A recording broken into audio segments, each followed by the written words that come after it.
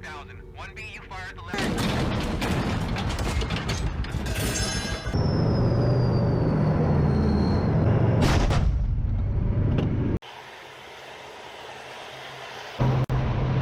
Donald Trump said he's going to take Greenland one way or the other, but Denmark and the European Union are not giving up Greenland without a fight. That sentence alone flips the switch, because the moment a demand like that leaves a microphone, it stops being talk. It becomes a military problem.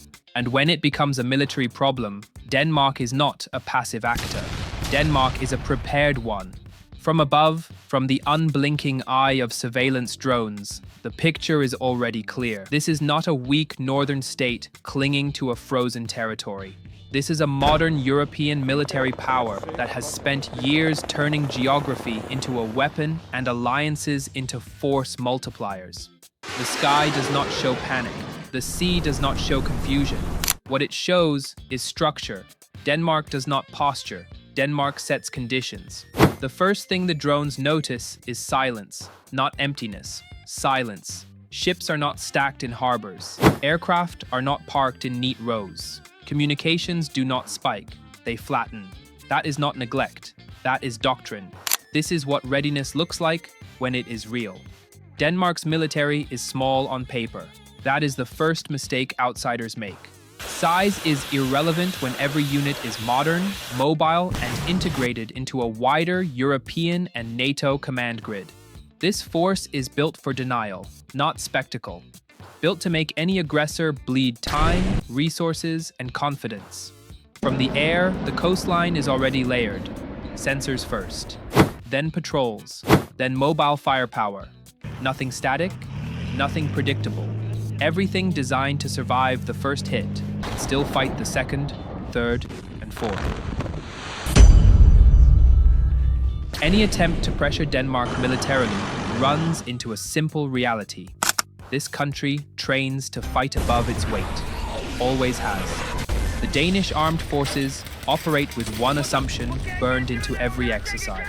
They will never fight alone, they will never fight fair, and they will never fight on someone else's terms.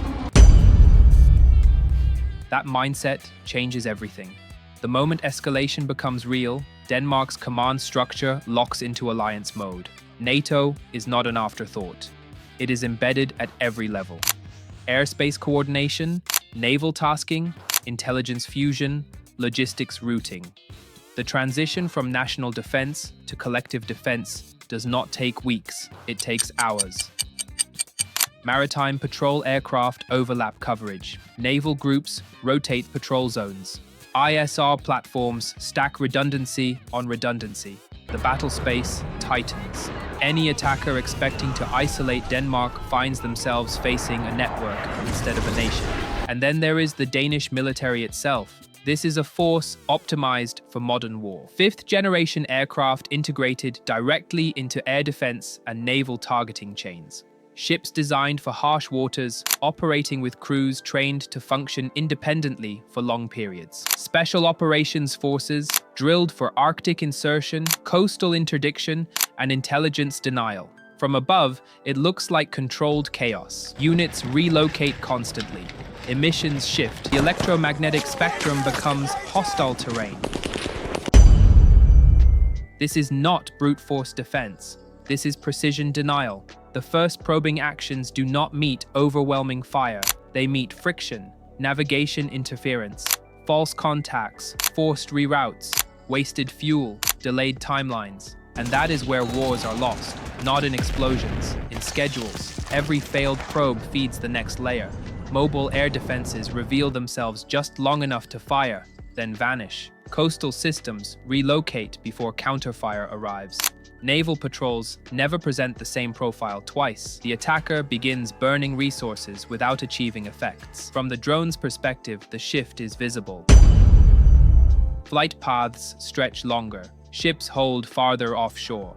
Command nodes pulse with conflicting data. Confidence drains silently. Denmark's advantage is not just hardware, it is discipline. This military does not chase kills. It preserves cohesion. It preserves command. It preserves tempo.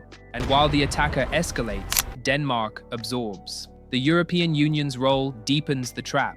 Economic power, diplomatic weight, and coordinated policy responses add pressure beyond the battlefield. This is not escalation through missiles alone. It is escalation through isolation. Every additional military move triggers layered consequences. Logistics get complicated, access narrows, strategic options shrink. The attacker now faces a dilemma: push harder and trigger full alliance response, or pause and concede momentum. Neither option favors aggression. From the air, this is where psychological fracture begins. Pilots start flying more conservatively. Naval commanders choose safer routes. Decision cycles slow. What began as a bold move now requires justification at every level. Denmark never needs to announce victory. It only needs to keep refusing to lose. This is modern deterrence in action. The idea that Denmark would fold under pressure misunderstands what this military is built to do. Denmark is not designed to project power globally. It is designed to make its corner of the world ungovernable to hostile forces. That is a different kind of strength. This force trains knowing that the opening phase of any conflict will be brutal. And so it trains to survive that phase intact. Hardened infrastructure, dispersed basing, redundant command chains. Nothing critical exists in one place. Every hour that passes favors the defender, because modern warfare punishes overextension, long supply lines, fatigue, political pressure back home. The defender stays compact. The attacker stretches thin. If I were Trump, I would keep off. Nobody wants smoke with Denmark, not because Denmark is loud, because Denmark is lethal in the quiet ways that matter.